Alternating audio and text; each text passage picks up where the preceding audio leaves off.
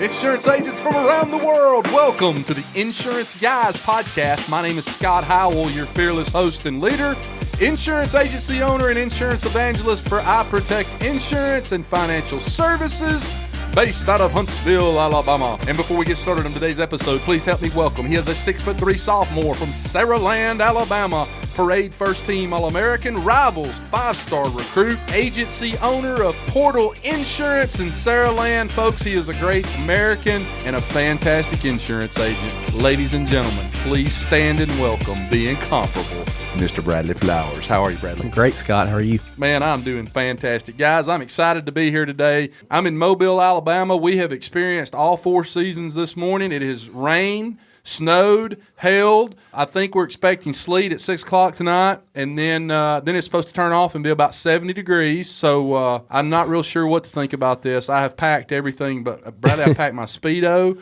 a fur coat, a winter coat, and a pair of Bahama Mama shorts, and I'm prepared for anything. Whatever happens, I'm here for it. I think Aaron Robertson just got excited listening to this. I bet he did. Hey, guys, we got another special podcast for you today, guys. We have got in studio, this is session number 2 with our favorite Facebook management guy, Mr. Patrick Romey, or as I call him, Romey. He has been with Facebook since 2015. Patrick, I am excited to have you back on the show and proud to have you here today, brother. Thank you, Scott. Good to be here. Yeah, good to be here too. Guys, listen to me. If you're listening to this right now, I want you to stop. If you haven't heard session number 1, you need to stop this podcast, go back to the first session, the first podcast that we did, and listen to that first. The first one with Patrick. Exactly, with Patrick, excuse me. And then come back to this one. I know some people kind of bounce around on podcasts, but I think that one will probably set the stage for this particular podcast. So go back and listen to that one first. Guys, we got a lot to talk about today. I'm about to change the insurance industry as we know it. So, Patrick, when you came on this podcast this morning, I made a big, bold statement that I was going to change the U.S. economy and change Facebook forever. So I'm going to need you to make sure you forward this to Zucks when you get back to Facebook headquarters up in Chicago, and make sure that he listens to this podcast. So guys, first podcast, we kind of went over some general stuff about Facebook, told a lot of stories, talked about a lot of different things.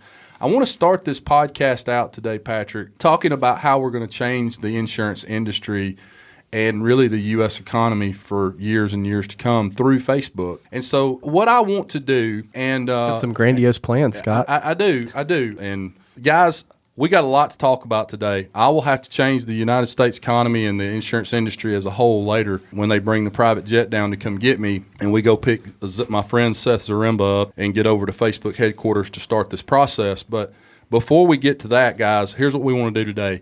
We're going to get down in the weeds. I want Bradley to be really involved in this because he's good at it and he's done it for a long time, since 2013. And we're going to do some step-by-step stuff for you guys to help you out with your Facebook advertising today. I know we've done this on a podcast previously with Nick Berry, but we've got one of the guys on the insurance team for Facebook, 20 people. They service the worldwide insurance agency platform for Facebook in terms of getting out into the real world. And I applaud Patrick for being out today with 2 guys that are just 2 insurance agents here in Alabama. Trying to help a bunch of people. Trying to help a bunch of folks. It's an awesome podcast, so happy to be here. Thank you for saying that. I hope Mark enjoys listening to it. I know he will. We're going to do some step-by-step stuff today for you guys because I know I've gotten a lot of good feedback from people that love when we do step-by-step things on how to help you guys. So let's get started. Here we go. So we're going to talk about tactical topics today, and we're going to get in the weeds a little bit.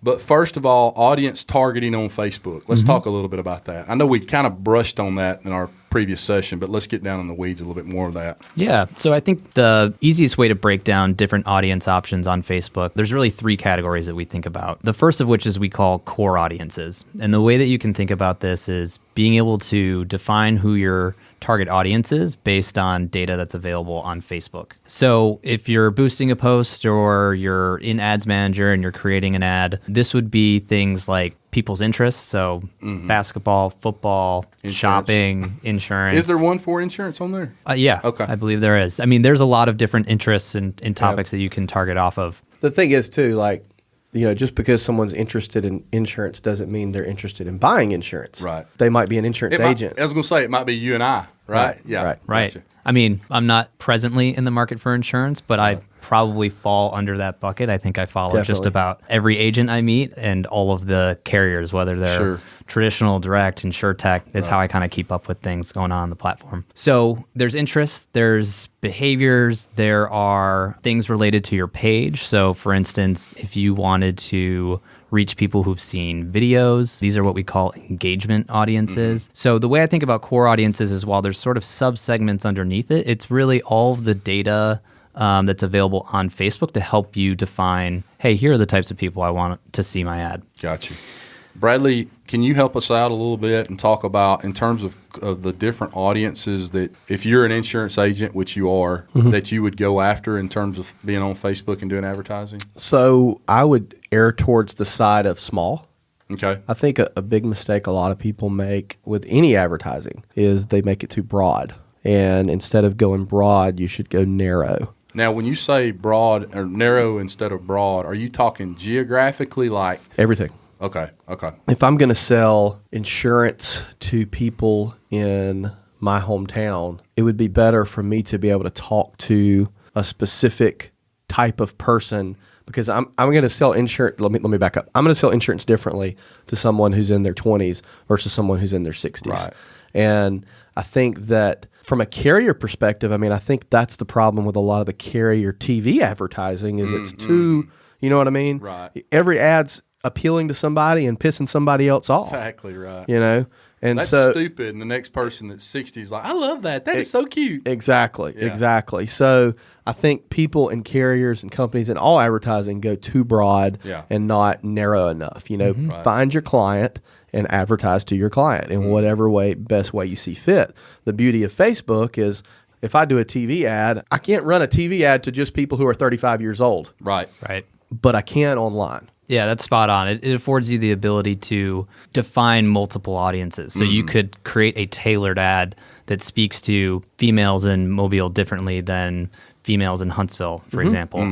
And there's endless possibilities for creating different audiences that you can pair specific pieces of content for. And I think, to Bradley's point, comparing it to something like TV, you can run an ad for $1 a day on Facebook. So you can, there's opportunity to sort of experiment a little bit with different audiences and sort of start small and build your way up to strategies that over time prove themselves to be more effective without necessarily burning through your wallet. I have an old saying that I say about every other day: work smarter, not harder.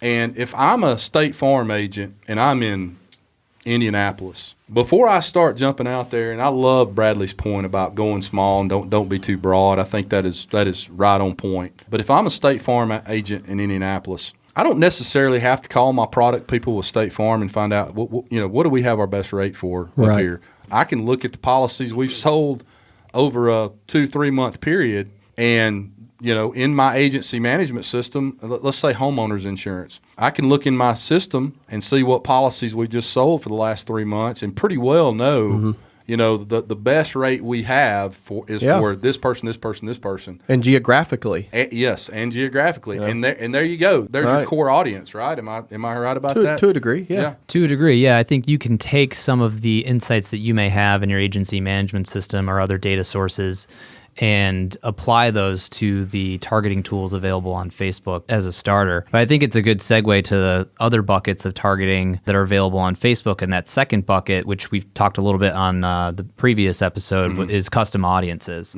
So that's the ability for advertisers and businesses to use the data that they have that may exist off of Facebook and bring it onto Facebook to help you define your target audience. So you start to think about taking that same sort of concept of you can segment your audience and you can personalize the messaging so it's the most relevant experience to that person at the end of the day. You can use that with your own data too. So if you know that there's a certain product that's really competitive in a certain area, or there's a different product that's more competitive in another area, or someone is on the verge of renewing, the additional data that you might have that's specific to your business could help sort of supercharge how relevant your message is when someone sees it on Facebook or Instagram or any of these platforms. So we've got a core audience and we've got a custom audience. Now, I think I understand, but let's just make sure that the agents out there listening are clear.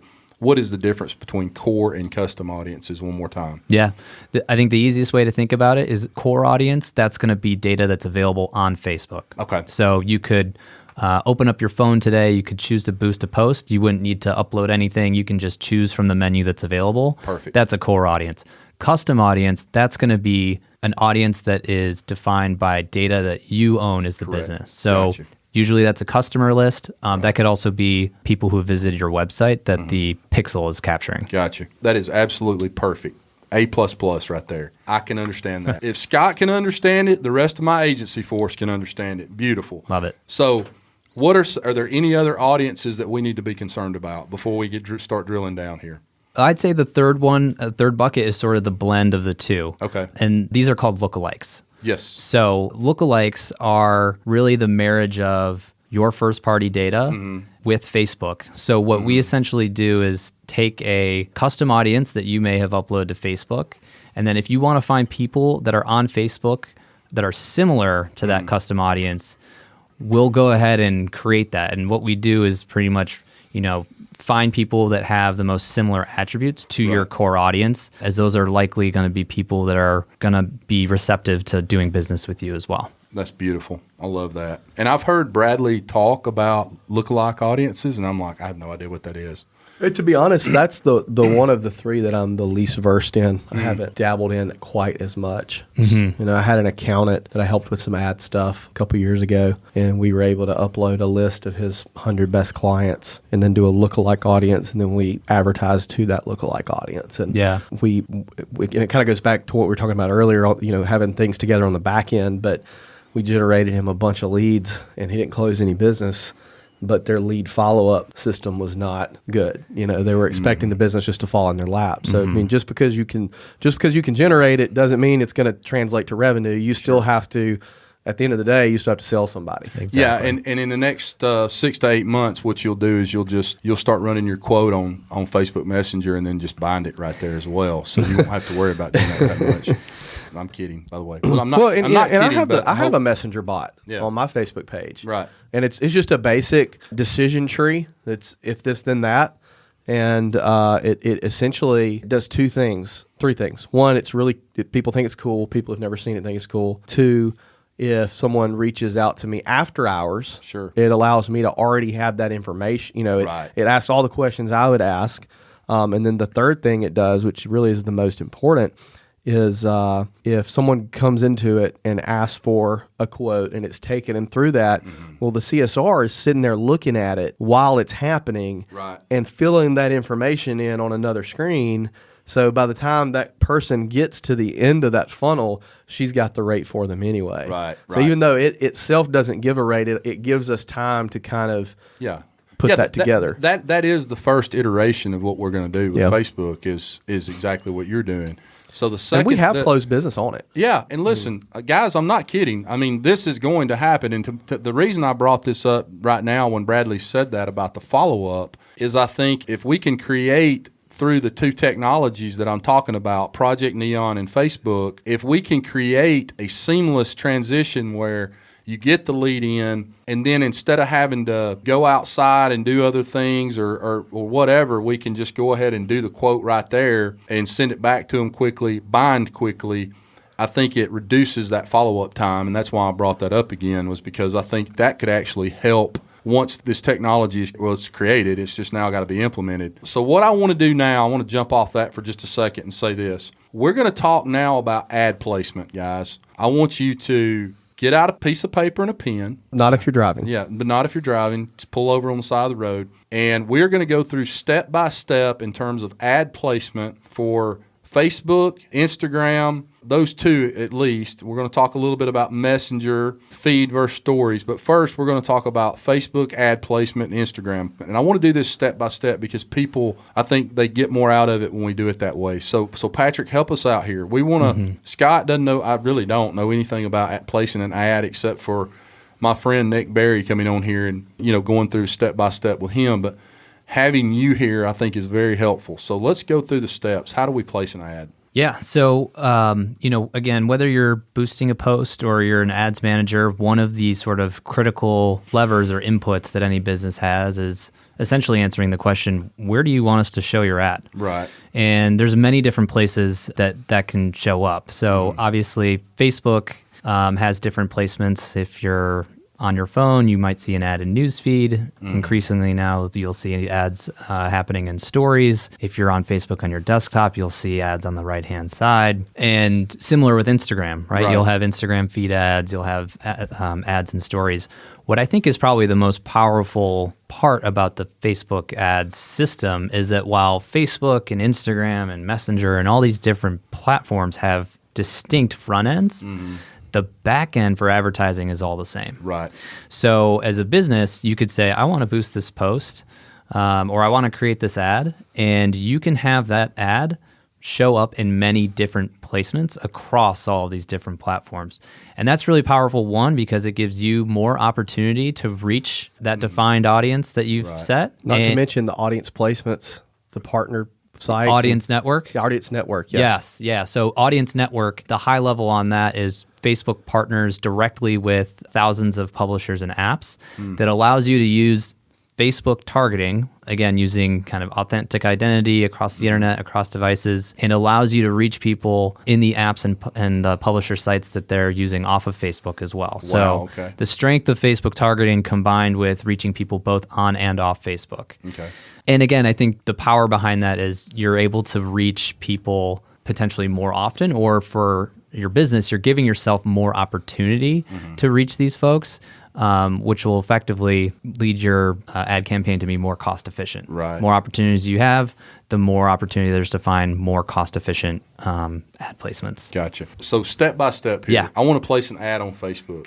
And I don't want to get off, if we get off too far, it's almost like we have to go back to step one. Yep. We just want to place an ad. Now, we've got two choices. Bradley, I'm going to give you a choice. You can either boost a post, really good copyright, you dialed in the message, it's going exactly to where you want it. You're going to boost the post, you're going to go to Ad Manager. I'm picturing a campfire in between us and about a 12-pack of beer, and we're just sitting like, if this, then that. Yeah, exactly. What was the second option? No, it's you got two choices. Okay. You've posted that, or you're about to post that. You can either go boost it, or you can go to Ad Manager. Which one Ad you do? Manager. Why? Targeting capabilities versus boosting a post, even though there's some targeting available. And boosting post is fine for someone getting just started. I haven't boosted a post in a while. Because when you go to Ad Manager, you can really drill down. Okay. Talking about finding your audience. Yeah, right. So we're going to go to Facebook Ad Manager.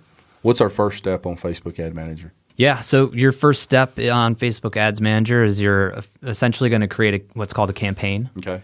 And the first question Step one, guys. Step one, create your campaign. And the first question that you're going to answer in the workflow that we have there is, what's your objective? And what this is doing is telling the Facebook ad system, what is your goal? Because the way that our system works is almost very literal. You tell us your goal, you tell us what you're willing to pay for it, and we're going to try to maximize the outcomes based on what you've told us. Okay. So a common goal for, I'd say, agents, right? If we're thinking about whether it's kind of more branding or we can think about leads, some common objectives might be link clicks or website conversions that are driving people to your website so they can learn more about your business, they can start a quote. It might be an objective like messages, which will, after someone clicks an ad, actually start a messaging thread between an agent and a person. And so for the sake of what we're doing today, we want to create leads. We want to get leads because I think that's probably the objective of most agents is to get leads. Butts and chairs. That's right, butts and chairs. So if you are on Create Campaign and it asks you what your goal is and you want to get leads from this campaign, which one of those buttons would you click to that would? Oh, you're smiling right now. I'm smiling because I know I'm going to make this a little bit complicated. That's okay. Don't worry about it. That's okay. We can dumb it down. But I promise. But the reason why it's going to be a little bit. Put your cell number in the show notes. Yeah, exactly. Yeah, totally fine. Hey, any of you guys want to call him, day or night? No, I'm kidding. Go ahead though. No, but I think the reason why it's going to be a little bit complicated because I think it actually reflects consumer behavior, right? At Facebook, we've created different ad experiences because people interact with businesses in different ways. So when we think about as an agent, how can I get a lead?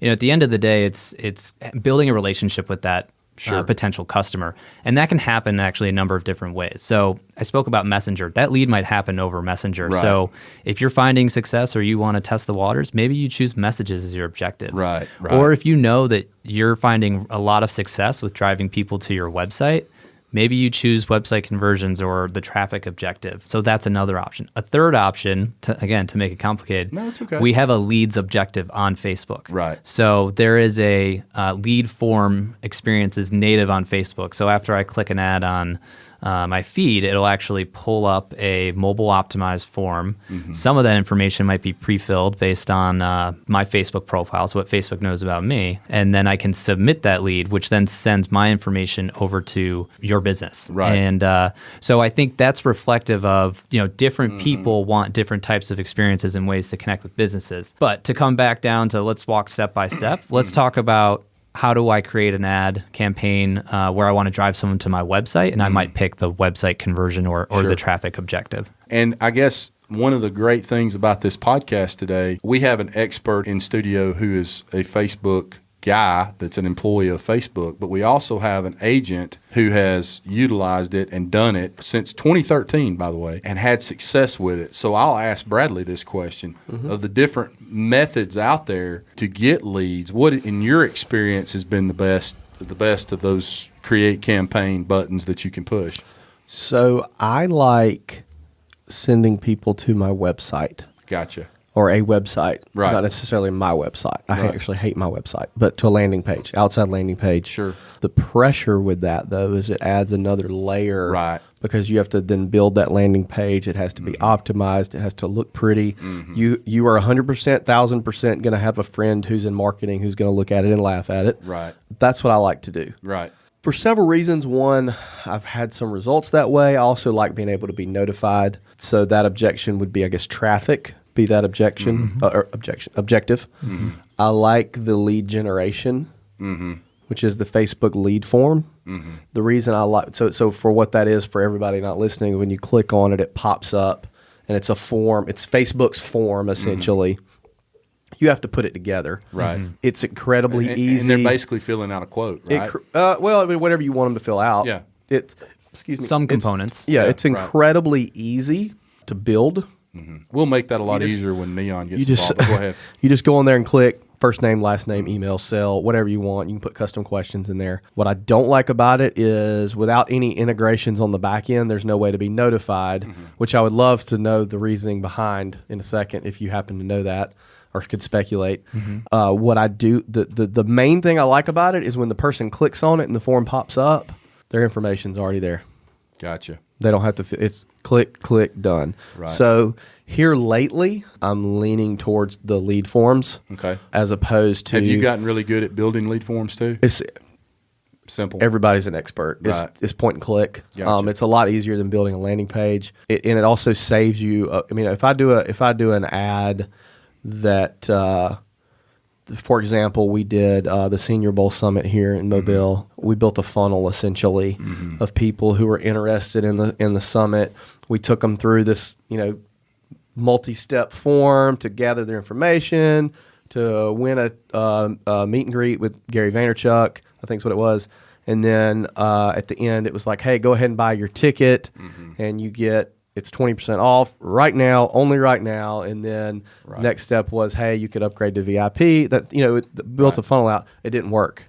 Why? I don't know. It just didn't work. It took me 10 hours to put that together, and it didn't work. So when you do the lead forms, it saves me 75%. It takes me 75% longer if I'm sending that person away from Facebook because I then have to build that landing page and things like that. So when you do build out a lead form, though, once that person fills that out, and I know they didn't for the Senior Bowl, but if they do fill that out, where does that go? Is that coming to you in the form of an email? Let's let Patrick answer that. Okay. So right now, it doesn't notify you at all. What? As far as I know, you have to go in there and find it. Yeah, you might want to check your page settings. That's my Okay. short answer. Okay. So there's 3 ways today that you can essentially collect the information that people have volunteered to you through these forms. The default is if you go into your business settings as a page admin, you're going to be able to download a CSV people who have submitted their information. Okay. It's like that's an Excel one. spreadsheet. Yeah, so you could set up sometime schedule some notification in your phone, right, to be diligent about that. But I think every agent would know that each passing hour is potentially a customer that you're losing, and so there's ways that you can integrate with your agency management system or CRM if you're using Which we have done. Yeah, and there's also third parties that help with those integrations. Some of those third parties have integrations themselves, so whether it be like a Salesforce or a Zapier could kind of help fill the gap there. So is there a way to set it up? You said check your page settings. Is there a way to set it up where it will notify me when someone fills one out? I believe so. At least a notification on Facebook as a page admin. I'll have to check into that. I was going to say maybe. Because the majority of people I know that do the lead ads, they're like, yeah, I love them, but God, I got to go in there and check, see if I have them. Okay. Yeah, it doesn't. So even if you got a notification, right, Yeah. it doesn't solve for, okay, well, you still got to go in and download them. But Is there a reason for that, or is it that's just because that's the way it is? I mean, the way it is, Yeah. I think the intent behind those lead forms, right, is you want to integrate them with how you're normally managing leads, but without Facebook having the pipes to know where to send it, or you setting up those pipes. So I guess the mindset is someone who would be using this is already has the integrations built on the back end, therefore we don't have to build it, they'll do it. We recommend the integrations, right? Because Yeah. it not only helps with the sort of whole customer experience, but then as a business, you're able to better qualify and understand the leads that are coming in and measure the impact. So I think one thing that we often see, right, is the more information that you have in a lead form might be really valuable to your business to get all that information, but that's likely also going to turn into a higher cost per lead because it's just more things that somebody's filling out. On the other side, if you are asking for name and email and phone number, pretty basic stuff, you'll probably likely get a lower cost per lead because it's just less information. But that may not translate into better customers. So without having that integration and understanding, are my inexpensive cost per leads and my expensive cost per leads like translating into the same amount of policies or whatever it may be, it's really hard to judge how successful each one of those are. So I think that's where integrations comes. It just kind of helps complete the picture. And you're both losing. All right. Well, I knew that. I was. What they've just done, folks, is exactly what everybody does when they come on this podcast. Is they start talking technical terms relative to. Here's the Scott. You want the Scott Howell translation? And then about 5 minutes into it, they go, "Oh wow, nobody's going to understand what we just talked about." You may translate it. Yeah, go ahead. All right. So you click on an ad. Right. I don't know what it's for. Let's just say something that you're interested in, right? Your hair's not on fire, but you're kind of like, oh, I might do this. Okay. You click on it and you see name, email, phone number. No big deal, right? Much more than that, I'm going to be like, nope. That's what he's talking about. Yeah. So if you scroll down and you see there's 25 questions, right? But what I want to have happen, because I'm like every other insurance agent, is name, email, phone number. They fill it out, hit submit, and it just goes to my email. It just comes to my email box. We can set that up, Okay. he can set that up. But you can set that up. Okay. But what he's saying is there's two types of forms. Basically, Right, you had to simplify You have it. the kind that you're going to click on it, and it's going to pop up, and it's going to have everything you need to quote them. Well, that's great. And when you do get someone who fills that out, it's going to be good, but it's going to be expensive because less people are going to fill it out. Right. Whereas if you do name, email, phone number, it's going to be less expensive, but not necessarily everybody's going to be interested in a quote. So you kind of have to balance those two and figure out a way to mesh them together, basically in a nutshell, right? Yeah, exactly. And that's where, that connection with your agency management system or CRM is helpful because it helps you see the kind of the full picture behind each of those different forms or prospects. For me, we have a huge advantage in the insurance industry in that literally everybody has to buy our product by law. There's something every one of us sell that somebody has to buy, and they're committing a crime if they're not, basically. Therefore, literally everybody's a prospect. Now, everybody might not be your ideal prospect, but I would rather have 10,000 people who filled out name, email, phone number than 200 people who filled out I want a quote. Yeah. Because I know over time I'm going to have the drip marketing on the back end. You see what I mean? Right. To then capture that customer eventually in my own way, right? So that's my thought process.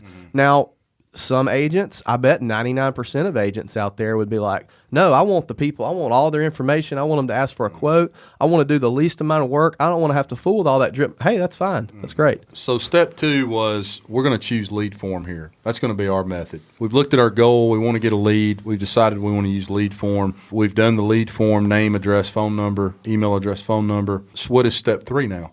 What do we do? Yeah, step 3. So within Ads Manager, you've created your campaign. Right. And what lives underneath a campaign is what we call ad sets. Ad sets. Ad sets. You can have multiple ad sets in a campaign, but let's just stick with one. Ad set is where you're going to be able to define who you're showing the ad to, so who your target audience is, going back to whether it's core, custom audiences, where you're going to show your ad, so Facebook, Instagram, feed, stories, all those different ad placements. And I'd say the third most important information that goes into an ad set is, so we know that your objective is leads. How much do you want to pay for those leads? Or what's your goal? So it's not a guarantee, but it is giving our system some type of guidance for this is my business goal or my cost per lead goal, and work within these parameters. And what is the average, Bradley, help us out here, you know, $5, $200, $20, $1,000? What are we talking It's one about? of those, I mean,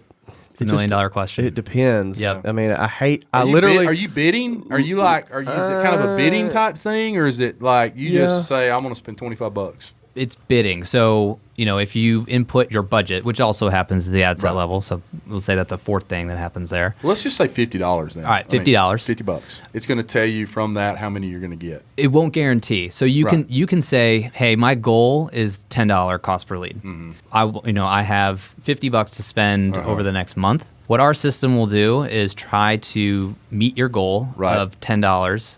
So it will try over the next month to fulfill that goal of what nets out to be 5 leads. It will try to beat that goal as well, right? So if there are more leads that are available, people are really responding to your ads, it will over deliver on that goal while spending your $50. On the flip side, if that goal is too aggressive, if the ad creative isn't strong enough or the target audience isn't right, you may not see that your full $50 will be spent. So the system will work within the parameters that you set and say, hey, if this is my cost per lead goal and it's $10, the system can't guarantee that, right? It's still it's working based off of what it's predicting people will do, but it still takes someone clicking on an ad, submitting their information. Am I being presumptuous to say that, let's say your goal is $50, you don't spend that?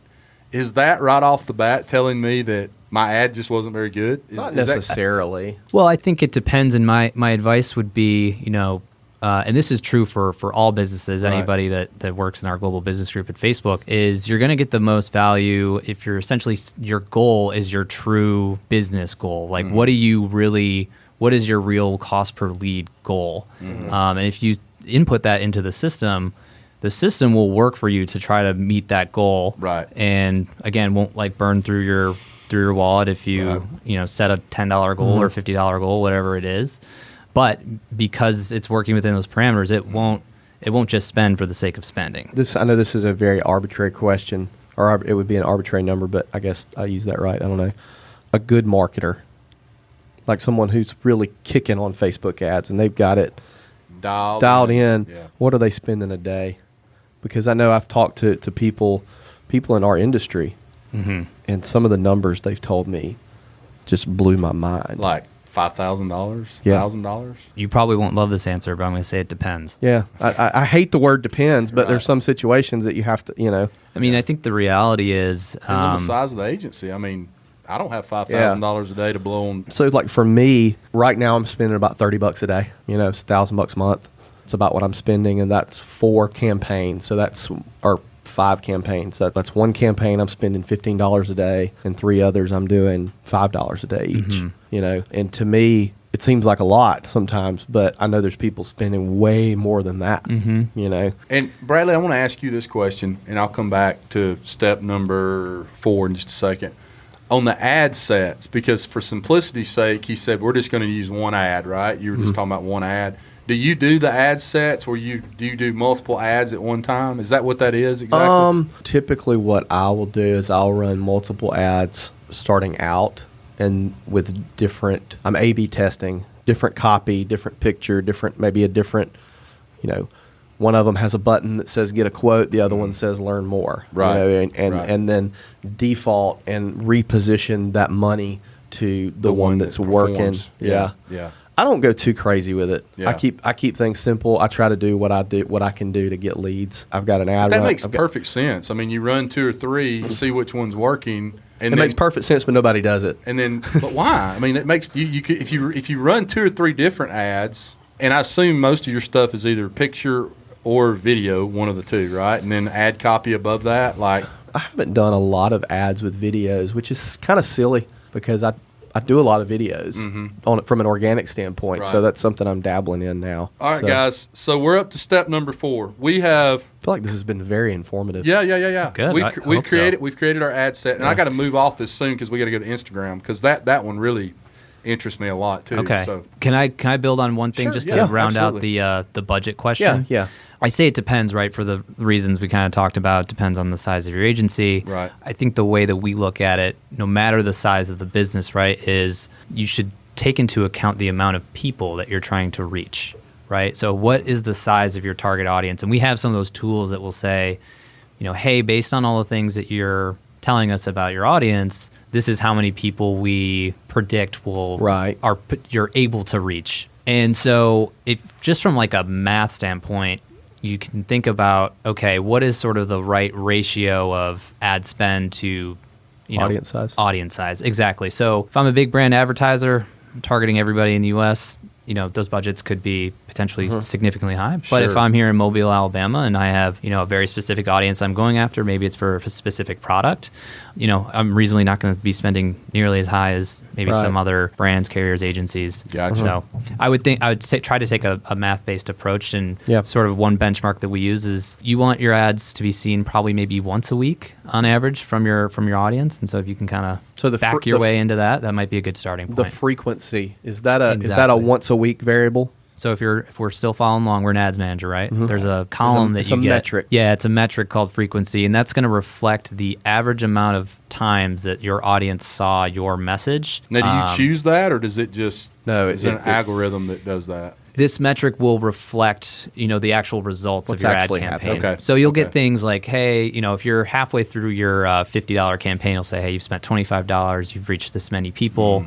This ad has been shown X amount of times. Some of those people that you reached will have seen your ad multiple times, and so that gets calculated by frequency. What is it? Is it a multiple of the average person in your audience has seen this many times since you've ran it? Or is it this many times per week? Or what's the... Yeah, so it's going to be over the time frame that you can Gotcha. select. So one of the things that's nice about Ads Manager is a lot of different buttons and bells and whistles. You can customize what time frame you're looking at of those metrics. And so, if we're looking over a 4-week period and we see that there's a frequency of 4, that's out to about once a week. So Okay. we're the average person in my campaign has seen my ad 4 times over 4 weeks. Gotcha. Bradley, what is your length of time you typically run your ads? If they're working, why stop it? Unless it has a deadline, like it's a big crescendo, Right. you know what I mean? Can you just select run the ad till the money runs out? Yeah, kind of so thing? so Okay. I don't do the overall budget. I like the per day. I like to pick what I'm going to do per day, and I can make an argument for both of these, and I do both of these. Is I've got some that I'm just because we were driving back from Callahan's. I was talking about an ad I'm running right now targeting a carrier, Right. clients of a carrier, and I usually start out at $5 a day, and I just threw it out there to test it. I kind of just for 3 days, and then I've done the opposite too. I've ran ads that I've started out at $50 a day, and I've tapered it back down as we go. Like I'm throwing it out there to see, Right. shot over the bow, are we going to get anything from this? And if I get nothing, this might be bass-ackwards way of thinking, but if I get nothing at $50 a day for 3 days, I know I'm not going to get Right. anything from it. I need Right. to change some things on that ad. Right. The contrary is true. If I spend $5 a day and I know I get 5 leads from it, I know that, okay, I can kind of leave this one alone and increase the spend on it, and I'll Right. probably get, right? I think what Bradley's describing, what a powerful part of the platform, to use the phrase again, is you as a business or advertiser, you're in complete control. Right. So you're not locked into a rate. There's no contract. These are self-serve advertising systems. So you could cast a wide net, start at $50 a day. You could start at $1 a day. You could be midway through your $50 campaign and decide, you know what, this isn't working. I need to rethink my strategy and hit pause. So you're in full control, and you have the ability to make sure it's working for your business. So I have a question, and then we're going to jump right back on topic here. But this is a question that just came up to me that I think a lot of independents and captives will be interested in. I know you work with a lot of carriers out there, right? And you talk to a lot of carriers. Are there any carriers out there right now that are offering co-op dollars for Facebook ads where you as the agent, let's say you're That's a really good question. like Safeco or State Farm or any, well, State Farm's probably a bad example, but Safeco, Travelers, anybody like that that's offering co-op dollars that you know of? What we're finding, I mean, on the surface, yes. So what we're finding is, and it's not specific to Facebook. There are co-op programs that have been in place for, in some cases, Facebook, for digital and also traditional media as well. So yes, we're seeing that. Okay.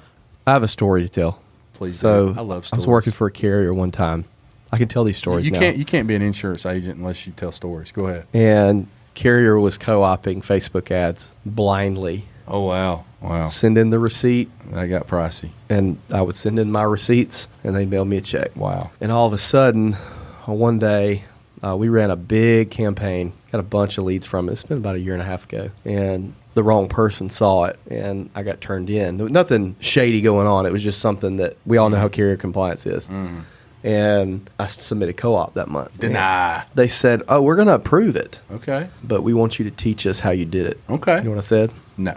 Nope. So anyway, Did you have to pay for it yourself then? I did. Yeah. I did. Yeah. Smart move, my man. Smart move. You've got a high price tag. Now, I would help insurance agents all day long, Right. but I'm not Right. about to jump into that hornet's nest. Oh, Yeah. sure. Absolutely. Step 4. What is it? All right, so we're past ad sets. We've got our budget. We've got our audience. Defined our audience. Yep. Have I posted my video or my picture yet? Is it on there right now, or are we? We're at that step. Well, okay. Yeah, okay. perfect. Step 4. You're getting there. Ah, You're getting there. Airplane start to get off the runway. Gotcha. Yeah, so the last step underneath campaigns and ad sets are ads. Okay. So this is essentially, your message, Sure. your creative. So what are the visual components? Is it a video? Is it an image? What ad copy are you going to use? Sometimes these can be, similar to boosted posts. Sometimes you can just use a post that you've already posted to your page on Facebook, but you can also use our tools to create, something that's, I know often referred to as a dark post or an unpublished post. So it's just an ad that is shown to people on Facebook, but not necessarily published to your page. And that's really the last step. So you can, similar to how you can have multiple ad sets in a single campaign, you can have multiple ads in a single ad set. So kind of building off what Bradley was saying earlier, he might try, a couple different things to see, should I say get quote or learn more on this button here. By having multiple ads, you can test a lot all at once. And then what's nice is if you have a bunch of ads living in one ad set, our system, based on the goals that you've set in your ad set and campaign, will over time start favoring the ads that are driving better business results. Gotcha. So it's nice because that takes a lot of the sort of heavy lifting and guesswork off of you. So you can go in there and look at the metrics and tell which one's working and which one's not. Imagine advertising hell if all of them were equally. Right. Right. You know what I mean? Sure. Right. So at the end of the day, Facebook is really built on building relevant experiences for people, and that means both relevant content that you're seeing from organic content in your feed, but also from ads. So if you upload 10 ads and there's 2 or 3 that are more relevant for your audience than the other 6 or 7 or so, we'll start to favor the 2 or 3 strongest ads. Mr. Flowers does, I believe, if I'm not mistaken, and you can talk a little bit about this too, but you do a lot of the dark ads, right? It's not showing up on your Facebook feed. But we want the right audience to see it. It's not showing up anywhere, but you're targeting those people. They will see that ad, and then once they click and see that, the next time you run a dark ad, do they see the next one too? Is that right? That's more of a retargeting strategy, which I'm sure we could get into Later, in a little bit. right. But yeah, I mean, if we're, I talked about in the previous episode with Patrick, I've got a video that I'm running, and another agent commented on it, throwing some shade my way, and I'm like, that's the worst thing you could do, because I know the reason you got pissed off at this video is because you're tired of seeing it. Right. Well, now every time you open your, because Yeah. I've got a retargeting strategy deployed where If you see one, you're going to see the next one. Right. If you see the next one, you're going to see the next one. So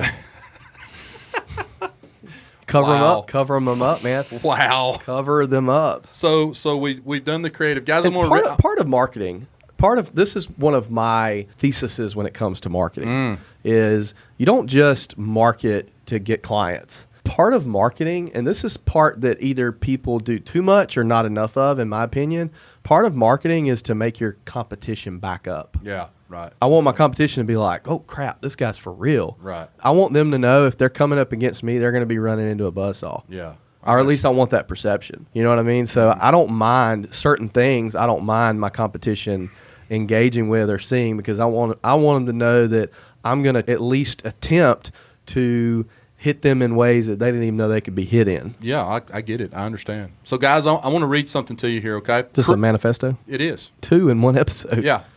Creativity is the last unfair advantage we're legally allowed to take over our competitors. Let me read that again. Creativity is the last unfair advantage we're legally allowed to take over our competitors. That was written by Bill Bernbach. Okay, it was a slide at That's the Wista. Elevate 2019. The reason I tell you that, guys, is we're at step 4 right now, which is the creative. Now, all this other shit that we've talked about earlier, creating the campaign, what's your goal, lead form, drive to your website, ad sets, defining your audience.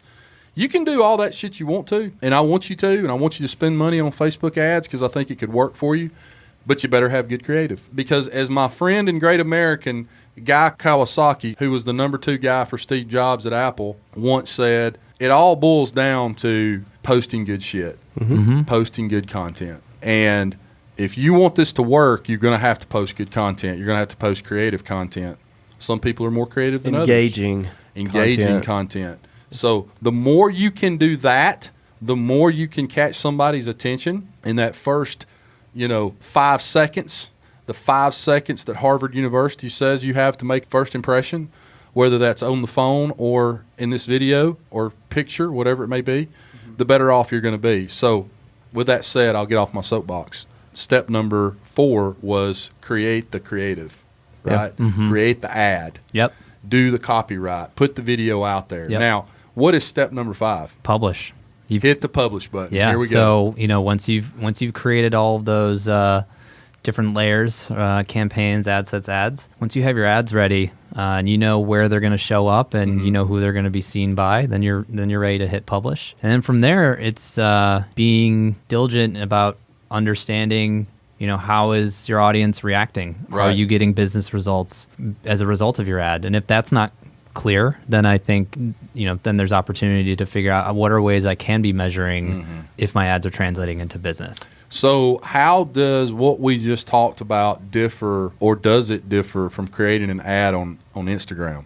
It doesn't differ much. That's the good news, I think. Yeah. So while there's certainly nuances with every platform, right? I think people go to Instagram and Facebook for different things. We try to make it very easy for businesses to not have to repeat workflows or those steps to have your ads show up in both places. So the advertising system on Facebook is the same advertising system for Instagram and for some of those other platforms that we talked about earlier, Audience Network included. So you could create a separate campaign ad set and ad for Instagram. You could also have Instagram and Facebook just integrate into the same ad set. Would you suggest that for agents like Bradley and I who don't have the time to sit around and spend 3 hours? Yep. I would err on the side of doing that versus not doing it. So if I'm doing a video ad, if it's more than 15 to 30 seconds, if it's a minute, I'm not going to run that on stories because I found it's a little bit wonky. And it's because they're only giving those people 10, 15 seconds. Right. For me, I think it's been a little bit of a waste of money doing that. You know what I mean? So sometimes I'll opt out of the stories. If the video is longer than 60 seconds, You're talking about Instagram stories. yeah. If the video is longer than 60 seconds, you can't run it on Instagram, correct? Right. And then if it's stories, I believe it's 15 seconds. 15 seconds. Yeah. Well, it'll still run it, but it only runs 15 it seconds. cuts you Right. off at 15 seconds. And if it's a minute video, Right. I mean, obviously the first 10 to 15 seconds or 3, as we established in the episode before this, is the most important. If it's a minute video, you haven't Right. said everything you wanted to say in Sure. that 15 seconds. And personally, I mean, I've ran ads that I just ran on Instagram. So a funny story is when I got the nod to do Agent 2021, they sent me graphics, those graphics that are on my Facebook profile still to this day, I think. They sent that to me and said, here, you can use this. Like, here's Instagram, Right. here's Facebook, here's LinkedIn. And they were like, also, we could send you one that's formatted for stories so you can do swipe up to sell tickets. And I went, I don't have enough followers to swipe up on Instagram. You have to have 10,000. Right. And so that was just kind of a funny story. But I ran, you can if you run ads. So I ran a swipe up ad for Agent 2021 targeting Insurance Guys podcast listeners. If you saw it, hit me up. Right. Let me know. But it was me, and it said, hey, swipe up to come see me and Gary V live at Agent 2021, basically. Right. And I just ran that on Instagram stories. So you can do the opposite. You can run an ad from Facebook, but it not be on Facebook. It be on Instagram. So in terms of step-by-step instructions on Instagram, is it easier than Facebook? It's actually the same. So I'd say Exactly the same.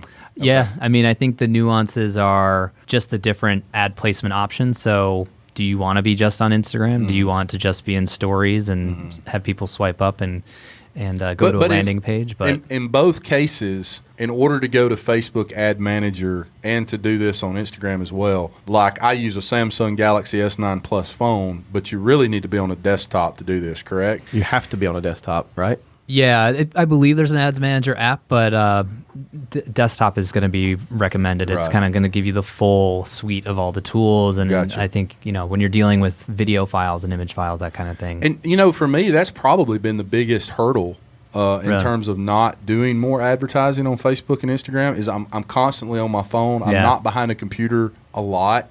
Most of my videos and things I take and do and pictures are all on my phone. Mm-hmm. So when I jump on a desktop, I got to transfer the files to a desktop to do all and so, I almost wish you could do all that from your phone. I know it's not they don't have that capability right now, but I think I would do more advertising on Facebook if it was straight, could go straight to my phone and do all that. There is a Facebook Ads app, so I'll plug that in. Go ahead. But and it's just called Facebook Ads. So Yeah. you kind of connect your page, and Right. you're able to do some of the Ads Manager functionality within that app. But yeah, hear you loud and clear. Especially if you're thinking about, hey, I want to create a dark post, and Right. I've got this video that lives on my computer. Right. Yeah, I think the company recognizes all the different use cases. People are just on their phone more days, Right, so we got to right. keep continuing to build for those types of experiences. Absolutely. So last one for this particular session, Bradley, I think we're going to have to do 3 sessions. We've still got really got a lot of top, information to cover, and I think we're at about an hour and 15, 20 minutes now. So can you, and I don't know the answer to We this. could do a wrapping up session. Yeah, that'd be good. Can you advertise on Facebook Messenger? Yes. Okay. Yeah. Didn't know that. How do you just go back through step 1, creating a campaign, and then choose to advertise on Messenger? Yeah, it's the exact same steps, and just like Instagram, you can actually choose to have Messenger included as one of your placements. And actually, I should have mentioned this before. The default, and this is where I recommend anybody who's starting with Facebook ads to start. The default is what we call automatic placements, and based on different things that you've selected, like your objective and where you want to drive people to, if it's your website, we will automatically opt you in to all the ad placements that your ad is eligible for. So that can include Messenger. So let's say we've created an ad that's driving, let's say Bradley's created an ad that's driving people to his landing page. One of those places that we could show the ad is on the Messenger kind of homepage or the inbox. So if you're scrolling to see through, messages with friends, Right. you might see an ad that looks very much like the ads that you'd see in Facebook newsfeed. Cool. Okay. Do you ever do that, Bradley? You ever do ads on Messenger? Sometimes. The thing about this, man, is once you find something that works, Yeah. you kind of want to, you know Right. what I mean? But I'm always, Keep riding that horse. everything with marketing, especially in today's digital age, is all about testing, Right. tinkering. I mean, I think Gary had a video he put out a couple weeks ago. It's like, spend 80% of your time doing this one thing and then taste the rest Right. of it. Right. That way, if something else starts working, you can kind of shift over here. So don't do a lot of that. Obviously, I've got the Messenger. Were you talking about advertising in Messenger or advertising and sending people to Messenger? Because No. I've sent people to Messenger because I have the bot. lot. Right. Great point. So that first example would be more advertising in Messenger. Messenger. What you can also do is send people to Messenger, as Bradley alluded to. So let's say I'm scrolling in my Instagram feed. I can click on, the button that says, message the business, and all of a sudden it'll open up that Messenger thread with the business, and I can ask my questions. I can get my quote. The thing That's it right there, folks. You heard it from Facebook. That's where we get our quote from Project Neon and our technology there. And the thing is, with the sending people to Messenger, that's going to be a more expensive lead because it's a higher intent. Sure. Right. Right. So you kind of have to look at that from a cost perspective. Maybe you would be better off doing a lead form than sending them to Messenger. So, cool. Anywho. Guys, we're going to do one more of these. Part 3, the wrap up. And let me tell you what we're going to do on that. The trilogy. This is the trilogy. I love that so much. The Empire Strikes Back. So we're going to do tips for advanced advertisers. There may be an opportunity here for Bradley to actually learn something. Facebook pixels. Why do you like calling me out so much? Facebook. I don't like Facebook pixels. Listen to this, guys. This is the most boring thing I've ever heard. LMS CRM integrations. I don't know, dude. I like that. That kind of gets me going. That right there is when I will be in the floor taking a nap while these two talk. And use cases for that, and then ad creative and content for mobile. I think I'm gonna start there because that's kind of where I've ended here. Okay. That, and then also feed versus stories. So we still have a lot to go over. So we're gonna finish the trilogy here, guys. Get your ass out from behind that desk. Go create some content. Put 2 or 3 ads on Facebook. Run a small campaign. See what works, and start getting leads for your insurance company. And remember, rewards come from action, not discussion. Get your ass out from behind that desk today and go sell and make money for your family, make money for your kids, for your wife, for your husband. Write good business for the agencies that you represent, and write good business for the companies that you represent. Bradley Flowers, I love you. Love you too, buddy. Thanks. I'm sorry I called you out so much today. It's okay. I apologize. It's okay. Hey, guys, you are listening to the Insurance Guys podcast, and we'll be back real soon. Take care. Thanks for listening to the Insurance Guys podcast. If you need to know more about me, or you need to get in touch with Scott, you can always reach me at theinsuranceguyonline.com or email me at iprotectins@gmail.com.